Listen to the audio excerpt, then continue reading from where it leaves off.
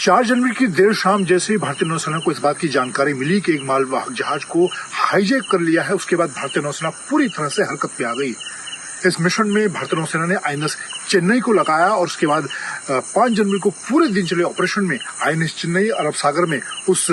जहाज के नजदीक पहुंचा जहां पर इसे हाईजैक किया गया था और उसके बाद ऑपरेशन शुरू हुआ। भारतीय नौसेना के एलीट मार्कोस कमांडो ने इस पूरे ऑपरेशन के दौरान हेलीकॉप्टर से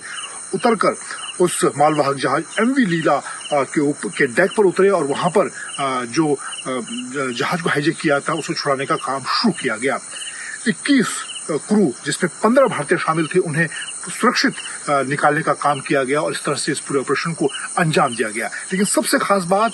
4 तारीख से लेकर 5 तारीख तक चले इस ऑपरेशन को भारतीय नौसेना हाईटेक तरीके से दिल्ली में नौसेना मुख्यालय में MQ-9 प्रीडेटर ड्रोन से सीधी जो फीड आ रही थी उससे इस पूरे लाइव ऑपरेशन को मॉनिटर कर रही थी और उसी के हिसाब से इस ऑपरेशन को अंजाम दिया जा रहा था। तो इस तरह से इस ऑपरेशन को अंजाम दिया गया और पिछले अगर आप देखें कुछ दिनों में जिस तरह से लगातार अरब सागर में कई मालवाहक जहाजों को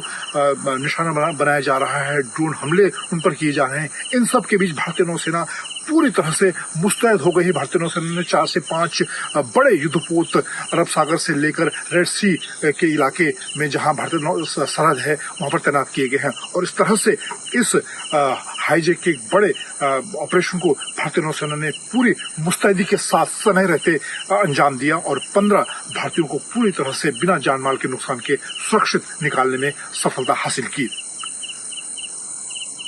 कारवार से आज तक के लिए मैं जीतने की आज तक।